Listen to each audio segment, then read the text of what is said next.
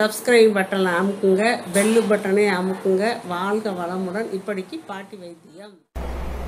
வணக்கம்ப்பா, உங்க பாட்டி பேசுறேன். இப்ப கேள்வி பதிலுக்கான பதில சொல்றேன், நீங்க கேட்டுக்குங்க. மூணா கேட்டிருக்காங்கப்பா, விளக்கெண்ணையும் தேங்காய் எண்ணெயும் கலந்து தலைக்கு யூஸ் பண்ணலாமான்னு கேட்டிருக்காங்க. யூஸ் பண்ணலாம்ப்பா. வெயில் காலத்துல யூஸ் பண்ணலாம். மழை காலத்துல நீங்க வெறும் தேங்காய் எண்ணெய் மட்டும். ரொம்ப மழை காலத்துல கூட பண்ணலாம். நீங்க இந்த பனிக்காலம் இந்த நேரத்துல நீங்க விளக்கெண்ணெய் யூஸ் பண்ணா அது குளிர்ச்சி, அது நல்லது இல்லை. அதனால விளக்கெண்ணெய் முடி வளர்றதுக்கு இந்த சூட்டு பிரச்சனைக்கு எல்லாத்துக்கும் நல்லது. ரெண்டையும் கலந்து நீங்க தேய்க்கலாம் தாராளமா இந்த மேல் வர்ற வெயில் காலத்துக்கு. குமார் கேட்டிருக்காருப்பா, இந்த ரோஸ் ஆயிலுக்கு பன்னீர் ரோஸ் கூட யூஸ் பண்ணலாமான்னு கேட்டிருக்காங்க. பன்னீர் ரோஸ் ரெண்டு கலரா இருக்கும். ஒன்னு லைட் பிங்கா இருக்கும், ஒன்னு டார்க் பிங்கா இருக்கும். நான் உங்களுக்கு டார்க் பிங்க் போட்டு காட்டினேன், உங்களுக்கு அதான் கிடைச்சிச்சு. லைட் பிங்க்கும் பன்னீர் ரோஸ் தான், டார்க் பிங்க்கும் பன்னீர் ரோஸ் தான். கம கம கமன்னு வாடை வரும், அதான் பன்னீர் ரோஸ்.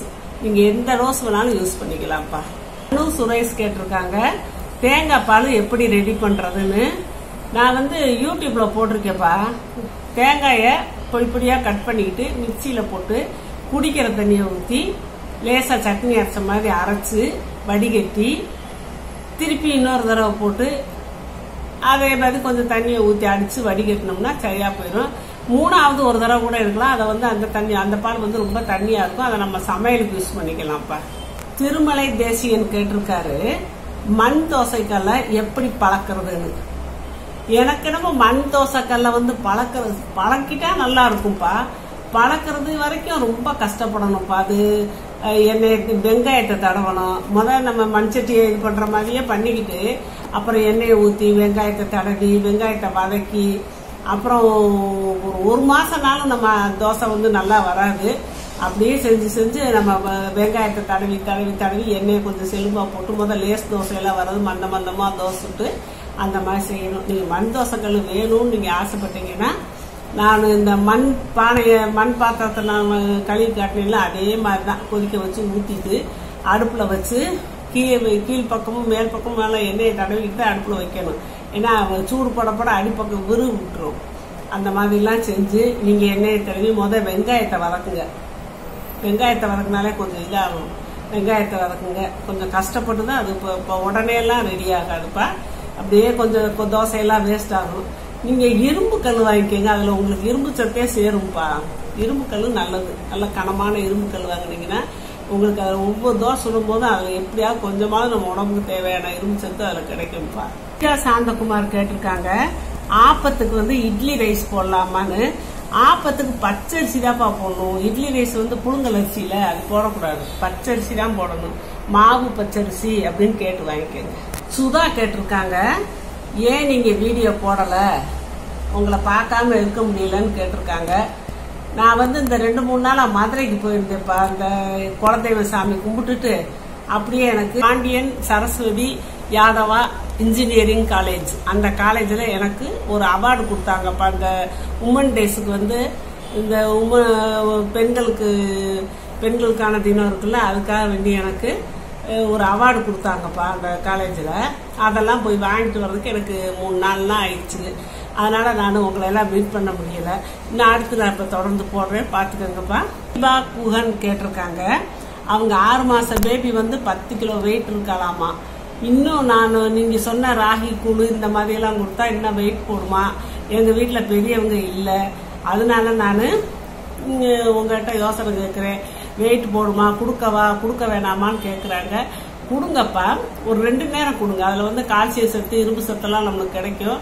அதனால ரொம்ப கொடுக்க வேண்டாம், 2 நேரம் கொடுங்க. மத்தான காய்கறி பழங்கள் இப்படி கொடுத்துவாங்க. நம்ம சாதாரண இட்லி தோசையெல்லாம் கலந்து கொடுங்க, ரொம்ப கொடுக்க வேண்டாம். சாய்பாபா கேட்டிருக்காங்க, சிம்பிளி உருண்டைக்கு வெள்ளத்தை கரைச்சு ஊத்தலாமான்னு கேட்டிருக்காங்க. கரைச்சு ஊத்துனா அவ்வளவு நல்லா இருக்காதுப்பா. இந்த பனங்கருப்பட்டியில தான்ப்பா கல்லு மண்ணெல்லாம் இருக்கும். இந்த வெள்ளத்துல அப்படியெல்லாம் இருக்காது. நீங்க கொஞ்சம் அதை பார்த்து கிளீன் பண்ணிட்டு நீங்க நல்லா பொடிச்சு போட்டுருங்க. பொடிச்சு போடும்போது நம்மளுக்கு தெரியும் ஏதாவது தூசி இருக்காது, மண்ணெல்லாம் அதுல இருக்காது. நீங்க அதுல போட்டு இது பண்ணுங்க. அதுக்கு மீறி 1-2 இருக்கும், அதை நம்ம பார்த்து எடுத்துக்கலாம். முருகேஷ் ஸ்ரீனிதா கேட்டிருக்காங்க, குழந்தைக்கு கூழ் மாவு அரைக்கும் போது ராகி கூட என்னென்ன சேர்த்து அரைக்கணும்னு கேட்டிருக்காங்க. 1 கிலோ கேழ்வரகுக்குப்பா 200 உடச்சக்கடலை போடுங்க. அப்படி உடச்சக்கடலை வேண்டாம் அப்படின்னா பச்சை பயிர் முழு பயிர் இருக்கு பார்த்தீங்களா, அந்த பயிரை வறுத்து போடுங்க. அப்புறம் 50 கிராம் சுக்கு அதை வாங்கி தோலெல்லாம் கத்தியை வச்சு சீவி வெள்ளையாக்கிட்டு அதை லேசாக தட்டி ஒரு வறுத்து அதுக்குள்ள போட்டு மொத்தமாக அரைச்சிட்டு வந்து வச்சுக்கோங்க. சுதா கேட்டிருக்காங்கப்பா, உங்க ஸ்டைல்ல தக்காளி சாதம் பிரியாணி இதெல்லாம் செஞ்சு காட்டுங்க, பிரியாணி பவுடர் செய்யறது எப்படி அப்படின்னு கேட்டிருக்காங்க. நான் வந்து தக்காளி சாதம் பிரியாணி சாதம்லாம் செஞ்சு காட்டுறேன்ப்பா. இந்த பிரியாணி பொடி எப்படி, பிரியாணி பொடியா, ஆமா கறி மசால் பொடி எப்படி செய்யறதுன்னு கேட்டிருக்காங்க. கறி மசால் பொடி வந்துப்பா நான் திண்டுக்கல் பிரியாணி பொடின்னு சொல்லி யூடியூப்ல போட்டிருக்கேன்ப்பா. அதை நீங்க பாத்தீங்கன்னா தெரிஞ்சுக்கிறீங்க.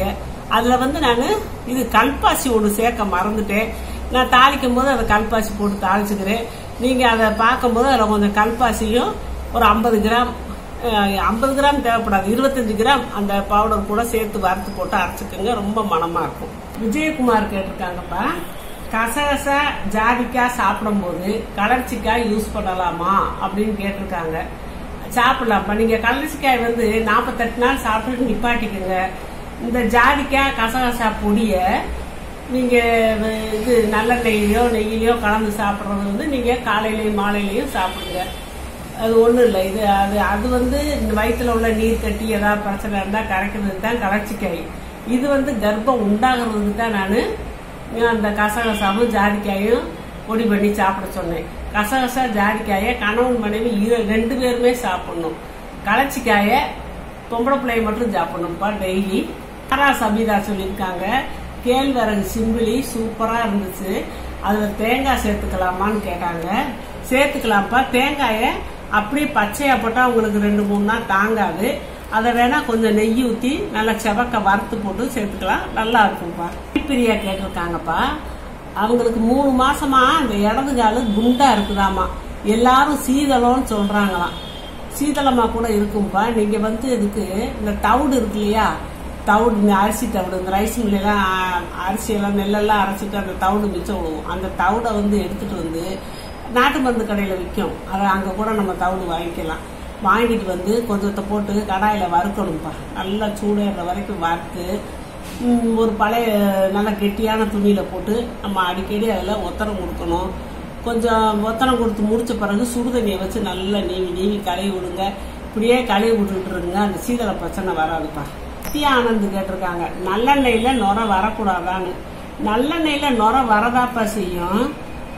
ஆனா ஒவ்வொருத்தரும் பக்குவம் மாறி போச்சுன்னா ரொம்ப நுர வருது. நல்லெண்ணால அந்த காலத்துல சொல்லுவாங்க நல்லெண்ணெய் நுர வரும், கடலை நுர வராது அப்படின்னு சொல்லுவாங்க எங்க அம்மா எங்க பாட்டிமார்கள்லாம். ரொம்ப நுரைச்சிக்கிட்டு ஒவ்வொரு இப்ப நாங்கெல்லாம் செட்டில் ஆட்டை கொடுத்து ரொம்ப நுரைச்சிக்கிட்டு வந்துச்சு.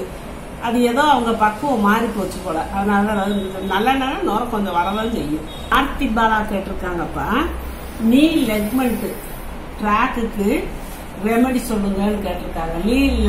நீ வேணா மொழி, அந்த மொழியோட லெக்மெண்ட் அடிக்கடி ஜப்பு கிழிஞ்சுக்கணும் அப்படின்னு சொல்லுவாங்க. ஒவ்வொருத்தருக்கு எதுக்கு எடுத்தாலும் சடக்கு அந்த லெக்மெண்ட் போயிடுன்னு சொல்லுவாங்க.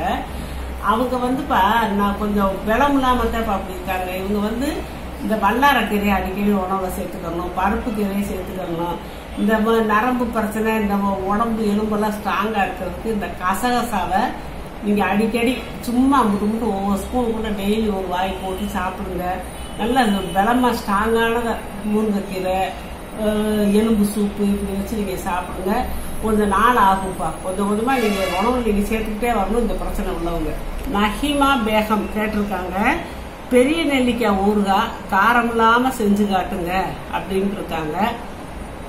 செஞ்சு காட்டுறப்ப அடுத்து முருகன் கேட்டிருக்காங்க, 7வது படிக்கும் பிள்ளைக்கு டிப்ஸ் சொல்லுங்க அப்படின்னு கேட்டிருக்காங்க. 7வது படிக்கிற பிள்ளைக்கு படிக்கணும், அதைத்தான் நீங்க டிப்ஸா கேட்கறீங்க. எப்படின்னா காலையில எந்திரிச்சு பழு தேய்ச்சிட்டு குளிச்சுட்டு இந்த காலை கடனெல்லாம் முடிச்சுட்டு ஒரு தோப்பு கரணம்பாங்க, இப்படி வச்சுக்கிட்டு தோப்பு கரணம் ஒரு 20-25 போட சொல்லிடுங்க. நல்லா ஸ்ட்ரெயிட்டா போட சொல்லுங்க. ப்ரீத்திங் பண்ண சொல்லுங்கள். இதெல்லாம் செஞ்சுட்டு ஒரு மணி நேரம் காலையில் படித்தா போதும்பா. உட்காந்து பேசாமல் அமைதியாக படிப்பான்னு சொல்லுங்கள். நைட்டு அவனை சீக்கிரமாகவே படுக்க வச்சிடணும். 9 மணிக்கெல்லாம் நீங்கள் படுக்க வச்சிடணும். படுக்க வச்சுட்டு காலையில் ஒரு 5:30க்கெல்லாம் எழுப்பிவிடுங்க. தூக்கம் கிடக்கூடாது. தூக்கம் கொட்டால் பிள்ளைகளுக்கு மைண்டில் ஏறாது. 5:30க்கெல்லாம் எழுப்பி விட்டுருங்க. இந்த மாதிரி தோப்பு குறைஞ்சி படிச்சுடுங்க. 2வது அந்த படிக்கிறது புரிஞ்சு படிக்கணும். புரிஞ்சு படித்தாதான் அது மைண்டில் ஏறும். புரியாமல் மனப்பாடம் பண்ணணும் செய்யணும்னா ஏறாது. அதனால நீங்கள் கிளாஸ் டீச்சரை பார்த்து இவனுக்கு புரியுதாப்ப சொல்லிக் கொடுங்க, இவன் சந்தேகம் கேட்டால் சொல்லிக் கொடுங்க அப்படின்னு சொல்லி அவங்ககிட்ட நீங்கள் போய் சொல்லணும். பையன்கிட்டே நீங்கள் சொல்லணும், எப்பா உனக்கு ஏதாவது சந்தேகமாக இருந்தால் மிஸ்கிட்ட கேட்டுக்கோங்க, கேட்டு தெரிஞ்சு புரிஞ்சு படிப்பா அப்படின்னு அவனுக்கும் நம்ம சொல்லி புரிய வச்சு இது பண்ணணும். அப்படி அவன் புரிய நம்மளாவது வீட்டில் தாய் தகப்ப இல்லாட்டி டியூஷன் போகிற இடத்துல அவங்க அந்த பயணம் போது அது அந்த சப்ஜெக்ட் என்ன இது அப்படிங்கிறத என் மனசில் ஏற்றணும், புரிய வச்சுக்கணும். புரிய வச்சுட்டு அவன் சினிமா பார்த்துட்டு கதை சொல்கிற மாதிரி கடைன்னு அவன் படிச்சிருக்கான். இப்போ சினிமாவை பார்த்தா வீட்டில் பிள்ளைய கதை சொல்கிறாங்க. எப்படி அதை அவங்களுக்கு புரிஞ்சுக்கிறது? கடைன்னு சொல்லிடுறாங்க. அது மாதிரி தான் அதை நம்ம சினிமா படம் பார்க்குற மாதிரி நம்ம அவனுக்கு புரிய வச்சோம்னா அவனுக்கு புரிஞ்சுக்கிறோம். ஒழுங்காக படிச்சுக்கோங்க, பிரச்சனையே இல்லை. இப்போ நிறைய பேர்ப்பா நான் அவங்க கொஸ்டினுக்கு ஆன்சர் சொல்கிறோம்லன்னு கேட்குறாங்க. சொல்லிக்கிட்டு தான் இருக்கேன். நான் அதுக்குன்னு சொல்லி பார்வையாளர்கள் கேள்வி பதில் நான் போட்டிருக்கேன். அதை பார்த்துக்கங்கப்பா. அதை பார்த்தீங்கன்னா உங்களுக்கு தெரியும். நான் வரிசையாக கேள்வி பதில் போட்டுக்கிட்டே இருக்கேன். அதில் போட்டு பார்த்தீங்கன்னா நீங்கள் கேட்ட கேள்விக்கெல்லாம் நான் பதில் சொல்லிடுறேன்ப்பா. அதை கட்டாயம் நீங்கள் பார்த்து தெரிஞ்சுக்கோங்க. சப்ஸ்கிரைப் பட்டனை அமுக்குங்க, பெல்லு பட்டனை அமுக்குங்க. வாழ்க வளமுடன். இப்படிக்கு பாட்டி வைத்தியம்.